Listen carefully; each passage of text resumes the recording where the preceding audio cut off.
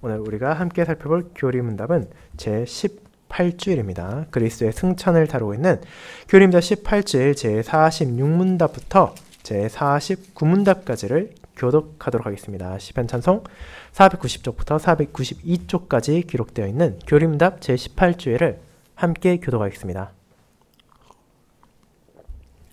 하이데벨 교리문답 제18주일 제46문 그리스도께서 하늘에 오르셨고 라고 말할 때 당신은 무엇을 고백합니까?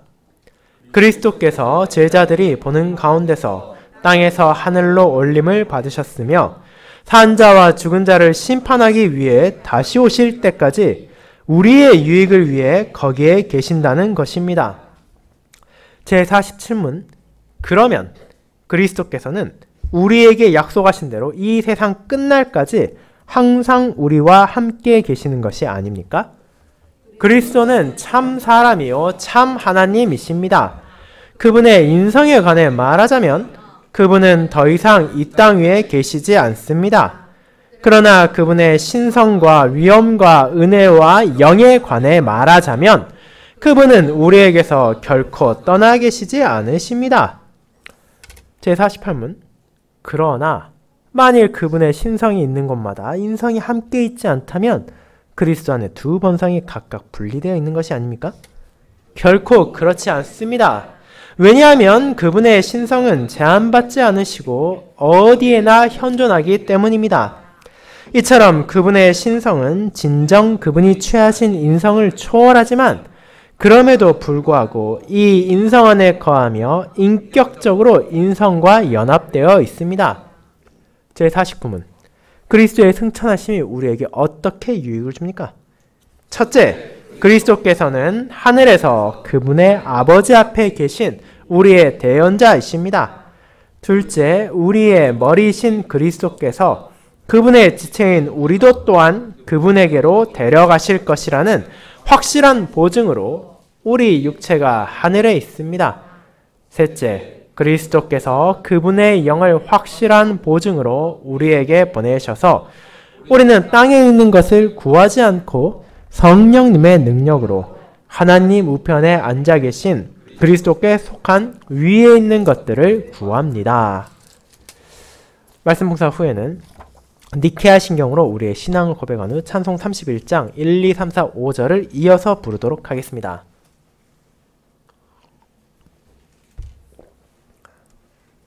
사랑하는 주 예수 그리스도 안에 있는 형제 자매님들, 사람이 가지게 되는 모든 만남에는 끝이 있을 수밖에 없습니다. 우리가 아무리 서로를 사랑하고 아끼고 돕고 존경한다 하더라도 우리의 그런 마음과는 별개로 이 땅에서 영원히 이어지는 관계란 존재하지 않기 때문입니다. 때로는 이어지는 인연 안에서 서로 간에 불화가 생기거나 다툼으로 인해 안 좋게 깨어지는 경우도 있지만 사랑과 우정 안에서 관계를 발전시켜 나간다 하더라도 때로는 새로운 장소로의 이동을 위해 헤어지기도 하고 때로는 어쩔 수 없는 사정으로 더 이상 만날 수 없게 되기도 합니다. 그리고 그 무엇보다도 누구도 피할 수 없는 죽음 앞에 영원한 관계를 주장할 수 있는 사람은 없습니다. 그렇게 우리는 종종 헤어진 사람을 다양한 방식으로 추억한 이들을 보게 되기도 합니다. 그들의 추억이 담긴 사진과 글을 보기도 하며 그들과 함께했던 장소를 다시 찾아가기도 합니다. 그런 방식을 통해서라도 이제 더 이상 만날 수 없는 이들과의 아름다운 기억을 반추하는 것입니다. 그런 행동 자체는 물론 문제될 것이 없습니다. 그러나 신자로서 우리는 한 가지 주의해야 할 점이 있습니다. 그것은 우리가 예수 그리스도와의 관계 안에서 마치 그렇게 영원히 볼 수 없는 사람을 그리워하는 듯한 태도를 가져서는 안 된다는 것입니다. 오늘날 종종 많은 사람들이 주님을 그렇게 영영 만날 수 없는 일을 대하듯이 생각하는 경우가 있습니다. 그분이 사셨던 곳을 찾아가고 그분이 사역하던 곳을 거닐면서 마치 떠나간 이의 추억을 잠기듯이 그런 생각을 하고 주님을 생각하고자 하는 것입니다.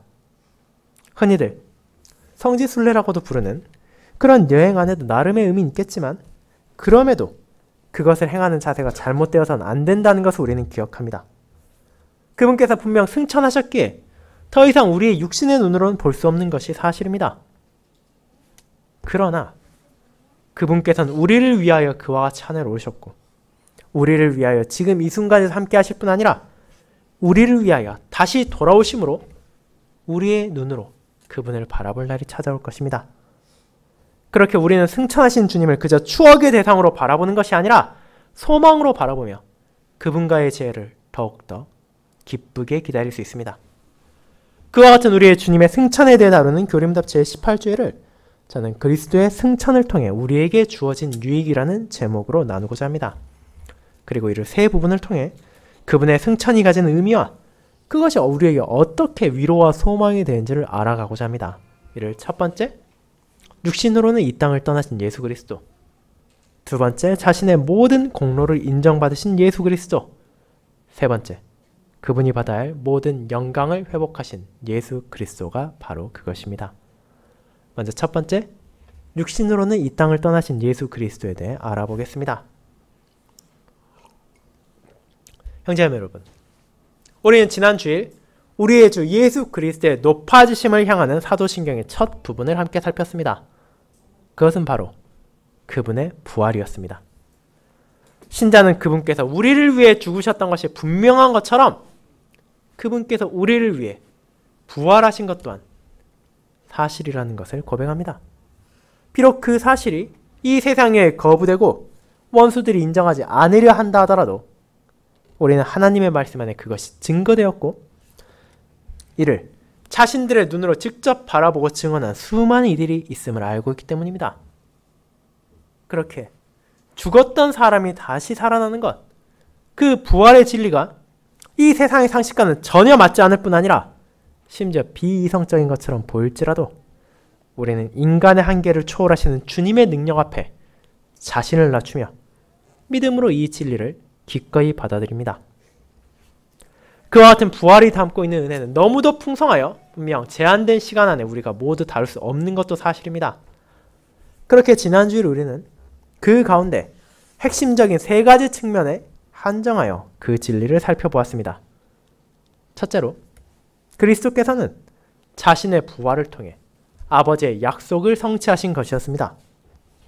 많은 사람들은 구약에서 메시아에 대해 말할 때, 그리스도에 대해 말할 때 그분의 고난과 순환, 그리고 죽음까지만 말한다 생각하기 쉽지만 그분을 향한 말씀 가운데는 하나님의 거룩한 자가 영원히 버림받지 않을 것이란 그분의 부활에 관한 진리 또한 분명 담겨 있었습니다. 비록 유대인들이 그 말씀을 망각했다 하더라도 주님의 은혜로 그와 같은 복음을 깨달은 베드로와 바울을 비롯한 사도들은 그리스도의 부활이 하나님의 말씀을 성취하신 것이라는 알려주고 누구도 흉내낼 수 없는 약속까지도 이루신 하나님의 능력 앞에 우리에게 주어진 다른 모든 약속들도 분명하게 이루어질 것임을 알게 했습니다. 그렇게 하나님께서는 자신의 독생자의 부활을 통해 그분의 약속을 성취하셨을 뿐 아니라 독생자의 공로를 인정하심을 드러내셨습니다. 그리스도께서 부활하셨음을 통해 그분의 백성들은 그분의 죽음이 헛되지 않았음을, 하나님을 대적하는 원수들의 뜻이 무너졌음을 깨달을 수 있게 된 것입니다. 그분께서 우리를 위하여 얻으신 의로움에 참여하게 되었다는 것이 그분의 부활을 통해 확정되었습니다. 그 의로움 안에서 우리는 더 이상 하나님의 공의로운 심판을 두려워하지 않을 수 있게 되었습니다. 그뿐 아니라 이제 우리는 그분의 은혜 안에서 새로운 생명으로 살게 되었습니다. 우리의 죄가 그분께서 묻히실 때 함께 장사되고 그분의 부활에 새로운 생명으로 함께 살아나게 된 자로서 우리의 삶은 우리의 과거 죄인의 삶, 세상에 휩쓸리고 사회의 풍조와 하나가 되고 하나님과 이웃을 미워하는 어리석은 길을 나아가는 것이 아니라 주님의 은혜로 거듭난 자로서 내 안에 거하시는 성령 하나님의 인도에 따라 하나님을 사랑하고 이웃을 사랑하는 새로운 생명으로서의 길을 한 걸음 한 걸음 나아갈 수 있게 된 것입니다. 그 은혜를 참된 믿음으로 그리스도의 부활을 바라볼 때 우리는 더욱더 확신하게 되기에 그 부활은 나의 과거, 나의 현재를 완전히 새롭게 하는 놀라운 사건이었습니다. 마지막으로 그분의 부활은 우리의 미래까지도 견고하게 붙잡아 주었습니다. 부활하신 우리의 주님께서는 자신만이 아니라 자신의 백성들에게도 이 부활의 약속을 주셨습니다. 신자들에게 있어 죽음은 모든 것이 끝이 아니라 영광으로 향하는 관문에 불과하다는 것을 알게 하셨으며 성도들의 부활의 가장 확실한 보증으로 그분 자신의 부활을 보여주셨기 때문입니다. 죄로 인해 부패한 우리의 육신까지도 새롭게 되어 우리의 영혼과 하나가 되어 영원히 하나님을 찬양할 부활의 기쁨이 그리스도 안에서 약속되었습니다. 그렇게 그분께서 베푸신 의로움 안에서 새로운 생명을 살아가는 우리에게 있어 그 사실은 분명한 소망이자 위로가 됩니다. 그분의 부활을 통한 이와 같은 아름다운 복음들이 모든 신자에게 베풀어졌음을 우리는 그분의 부활을 고백함으로써 함께 나누었습니다. 이제 그와 같은 주님의 부활에 이어 우리가 살펴보는 것은 그분의 승천하심이었습니다. 이는 말 그대로 예수 그리스도, 우리의 주님께서 하늘에 오르셨다는 것입니다. 사도신경을 통해 신자들이 고백하는 이 내용이 우리에게 어떤 의미를 가지는지를 교리문답 제18조에는 설명합니다. 이제 그런 고백 가운데 가장 먼저 깨닫게 되는 것은 이제 그분의 육신이 더 이상 이 땅에 존재하지 않는다는 것입니다. 그 사실을 가장 분명하게 보여주는 본문이 오늘 우리가 함께 읽은 사도행전 1장입니다. 부활하신 주님께서는 그 즉시 승천하신 것이 아닙니다. 그분께서는 40일의 시간 동안 이 땅에 머무르셨습니다. 왜 그렇게 하셨습니까? 이는 자신의 제자들이, 자신의 백성들이 얼마나 연약하고 어리석은지를 잘 알고 계셨기 때문입니다. 그분께서는 그들이 자신의 부활을 분명하게 믿을 수 있도록 그것이 자신들의 꿈, 망상이 아니라 실제하는 사실이라는 것을 믿을 수 있도록 그들과 함께 하시며 확실한 많은 증거를 통해 그분께서 살아계신다는 것을 증거하시고 이제 그런 자신이 떠난 후에 사도들이 주어진 소명에 신실히 임할 수 있도록 하나님 나라의 일까지도 가르치셨습니다. 부활하신 주님께서 그렇게 제자들과 함께 하시고 진리를 가르치시며 그들을 격려하셨고 그들에게 소명을 주셨을 뿐 아니라 그들이 붙잡을 수 있는 약속까지도 베푸셨습니다. 하지만 그런 시간은 영원하지 않았습니다.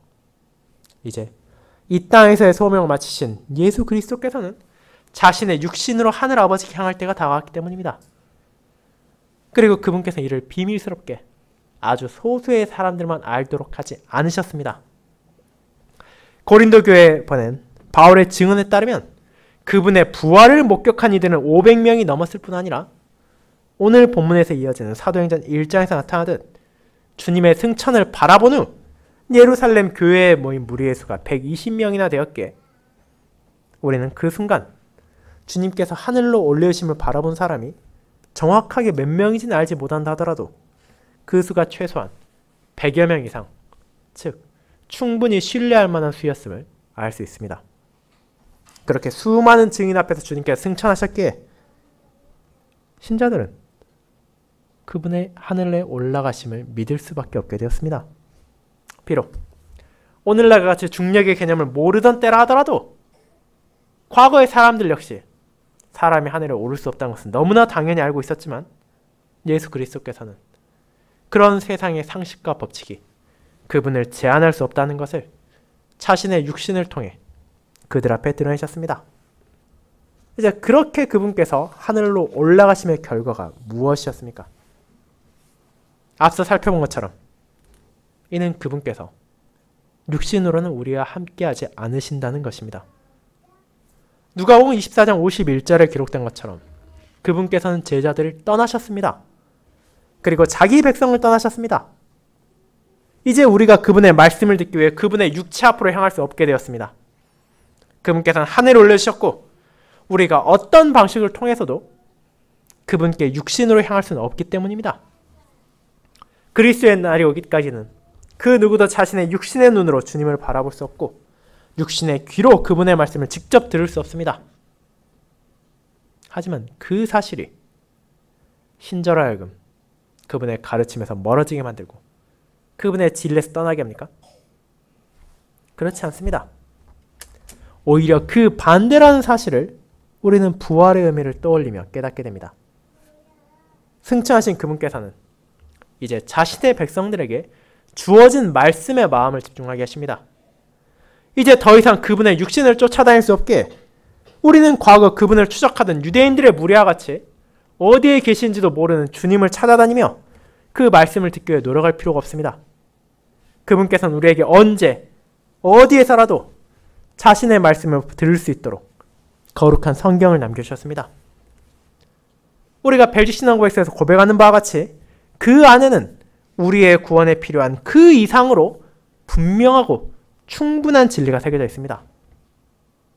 그렇게 신약시대 성도들은 승천하신 그리스도를 기억하며 내가 더 이상 그분을 찾을 수 없게 그분의 말씀을 들을 수 없다는 핑계를 댈 수 없게 되었습니다. 성도는 승천하신 자신의 주님께서 그들에게 무엇을 원하신지를 알고 있기 때문입니다. 그들은 복음을 선포하고 복음을 증거하기 위해 복음을 가까이 하고 복음을 접해야 합니다. 이는 우리에게 무언가 새로운 진리를 깨닫기 위해 어떤 이들이 말하는 것처럼 우리가 환상을 추구해야 되고 방언을 말해야 한다는 것이 아닙니다.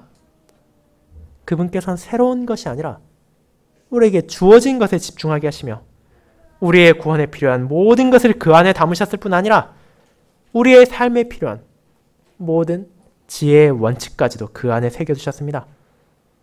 그렇게 우리는 신자가 주님께서 육신으로 승천하셨다 하더라도 무엇을 배워야 하는지 무엇을 따라야 하는지 알 수 없는 혼란에서 벗어날 수 있습니다. 오히려 이 세상이 여전히 알지 못하는 진리가 우리에게 주어졌고 죄인들에 필요한 구속의 복음이 전해졌으며 온 세상을 비출 하나님의 은혜가 그 말씀 안에서 풍성하게 드러나고 있기 때문입니다. 이제 그뿐 아니라 그분께서 육신은 우리를 떠나셨다는 것에 있어서 기억해야 할 또 다른 중요한 측면이 있습니다. 그것은 예수 그리스도께서 우리를 영영 떠나신 것이 아니라는 점입니다. 물론 우리는 그분의 영이신 성령 하나님께서 우리 안에 거하신다는 점을 여기에서 즉각적으로 떠올릴 수 있으며 그 또한 분명한 사실입니다. 하지만 그런 측면만 있는 것이 아닙니다. 그분의 영광스러운 육신을 우리의 두 눈으로 바라볼 날도 다가오고 있다는 것입니다. 그 부분을 교리문답은 놓치지 않고 있습니다. 제46문답은 그리스도께서 하늘에 오르셨고라는 고백이 담고 있는 그분의 육신이 우리를 떠났다는 사실을 전하면서도 동시에 그것이 영원한 이별이 아니라는 것을 다음과 같은 고백으로 말하고 있기 때문입니다. 산자와 죽은 자를 심판하기 위해 다시 오실 때까지 우리의 유익을 위해 거기 계신다는 것입니다.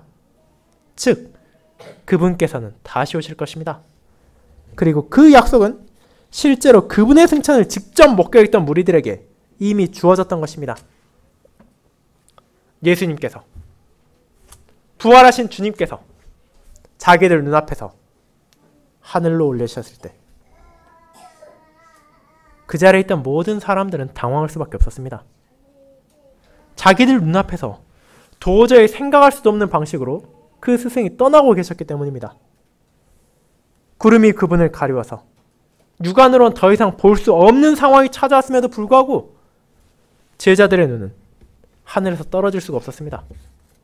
혹시라도 우리가 지금 무언가 헛것을 보는 것이 아니냐는 생각, 어쩌면 그분께서 지금 올리셨다가 다시 내려오는 것이 아닌가 하는 기대, 수많은 상념들이 혼란과 함께 그들의 머리를 가득 채웠고 어쩔 도리도 없이 그저 하늘만을 자세히 바라보고 있었을 뿐입니다.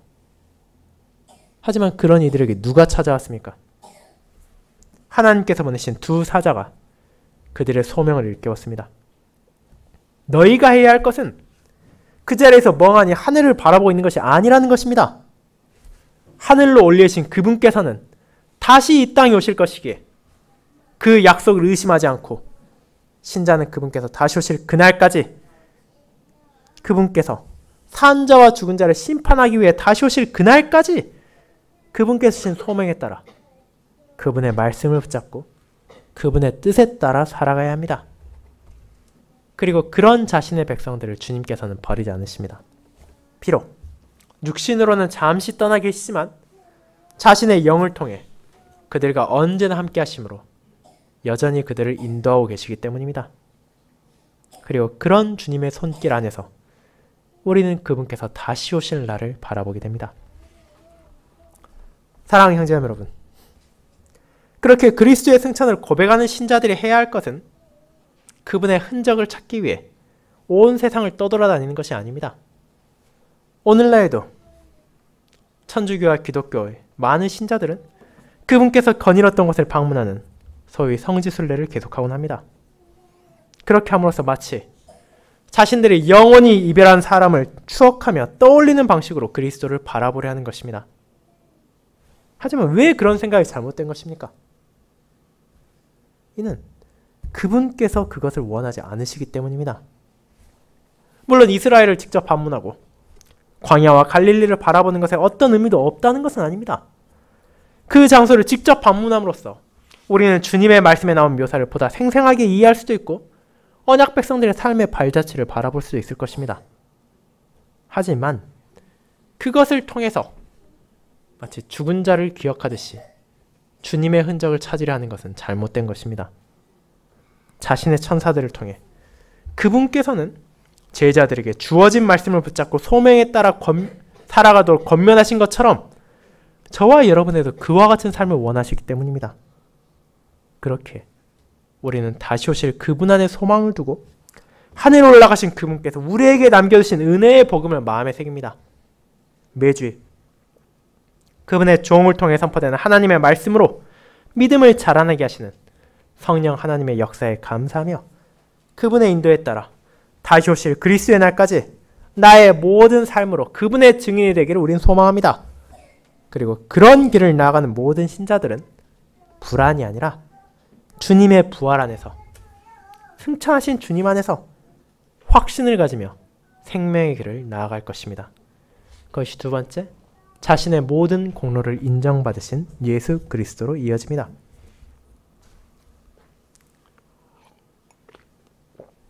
성도 여러분, 그리스도의 승천, 그분께서 하늘에 오르심은 분명 그분께서 육신으로는 더 이상 나와 함께 하시지 않으신다는 것을 가리킵니다.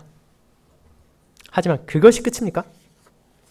언젠가 그분께서 다시 돌아오신다 하더라도 특별한 이유 없이 사랑하는 사람과 긴 시간 이별해야 한다면 그것은 슬프고 괴로운 일이지 않겠습니까? 하지만 신자에게 있어 그리스도의 승천이 그렇지 않은 이유는 그것이 그분의 다른 모든 사역들과 마찬가지로 우리의 유익을 위한 것임을 잘 알고 있기 때문입니다. 그리고 그런 유익 가운데 하나는 성자 하나님께서 성부 하나님께로 돌아가셨다는 측면에서 바라볼 수 있습니다. 그분께서 이 땅에 오신 이유가 무엇이었습니까? 그분께서 왜 모든 영광을 내려놓으시고 종의 형상을 취하셔야 했습니까? 그분께서 어째서 이 세상에서 그 모든 고난과 수모, 조롱을 당해야 했습니까? 그 이유가 무엇입니까? 바로 저와 여러분을 위해서 아니었습니까? 자기 백성을 죄에서 구원하기 위해서였지 않습니까? 죄로 인해 멸망받아 마땅한 이들을 대신해서 그들에게 임할 하나님의 공의로운 진노를 감당하기 위해서였지 않습니까? 결국 그 모든 것을 위해 하나님께 받아들여질 만한 온전한 단번의 희생제사를 성취하기 위한 것 아니었습니까? 그렇게 아버지의 영원하신 뜻에 따라 그 놀라운 목적을 이루기 위해 예수 그리스도 하나님의 독생자께서 이 땅에 오셨습니다. 이제 그런 그분께서 다시 하늘로 올라가셨다는 것은 무엇을 가리킵니까? 그것은 주님께서 이 세상에서 행하셔야 할 모든 소명을 다 이루셨다는 것을 가리킵니다.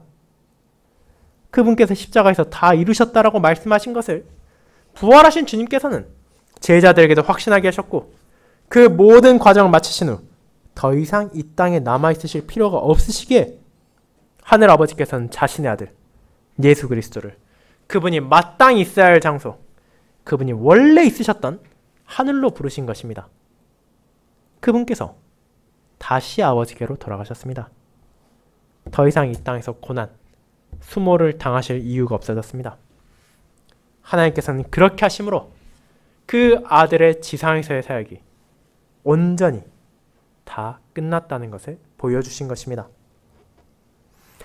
그뿐 아니라 그분의 승천에서는 아버지와 아들이 다시금 온전한 교제를 회복했다는 의미도 담겨 있습니다. 그분의 부활에서 이미 나타났지만 승천을 통해 더욱 강력해진 것은 주님께서 자신의 아버지께 받아들여졌다는 것입니다. 그분께서 십자가에 못 박히셨을 때 주님께서는 아버지의 공의로운 진노 아래서 버림받으셨습니다. 그분이 육체적으로 죽어가고 영적으로 끔찍한 지옥의 고통을 받을 때 아버지께서는 아들을 건지지 않으셨습니다. 그러나 이제 아버지께서는 그 아들을 거부하지 않으시는 정도가 아니라 다시 자기가 있는 곳으로 부르셨습니다.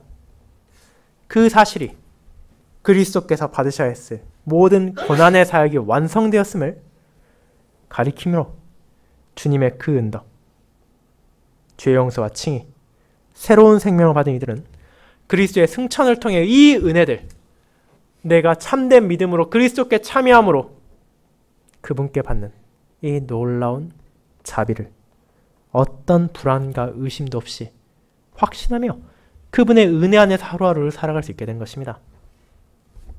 그렇게 사랑하는 성도 여러분, 부활하신 그리스도의 승천은 우리로 하여금 나에게 주어진 그분의 은혜가 굳건하다는 것을 확신하게 합니다. 분명 이 땅에 살아가는 동안 나약한 우리의 마음 안에 여러 가지 의심이 솟아날 때도 있을 것입니다. 내가 너무나 큰 고통을 마주할 때 하나님의 손길이 정말 나와 함께하는지를 의구심을 품을 때도 있을 것이고, 이 세상에 가득한 비참을 바라보며 그분의 다스림에 의문점을 표하는 때도 찾아올 것입니다. 하지만 그리스도의 사역, 저와 여러분을 위한 그분의 사역은 온전히 이루어졌습니다. 그분께서 이 땅에서 행하셔야 하셨던 일, 그분의 백성을 위한 희생제사가 완벽하게 성취되었다는 것을 하나님께서는 자신의 아들을 죽음에서 일으키시고 이제 하늘에 부르심으로 확실하게 증거하셨습니다. 그렇게 성부 하나님께서 자신의 독생자의 사역이 완성되었음을 보여주었는데 우리가 그 사실을 의심해야 될 무슨 이유가 있겠습니까? 우리는 나를 위한 그분의 은혜가 확실하다는 것을 이제 승천하심을 통해 붙잡게 됩니다. 그분께서 이 땅을 떠나신 이유는 더 이상 계실 필요가 없기 때문입니다. 그렇게 하늘로 올라가신 그분께서는 이제 다시 오실 그 순간까지 그곳에서 모든 영광을 받으시며 자기 백성들을 위한 사역을 계속하시기에 우리는 불안과 의심과 걱정을 내려놓고 부족한 나의 무언가를 통해서가 아니라 그분의 온전한 사역에 기반한 은혜의 확신을 가지며 감사하며 매일을 살아갈 수 있는 것입니다. 그것이 마지막 그분이 받아야 할 모든 영광을 회복하신 예수 그리스도로 이어집니다. 여러분, 승천이 가진 마지막 중요한 요소는 그분께서 받으셔야 할 모든 영광이 회복되었다는 것입니다.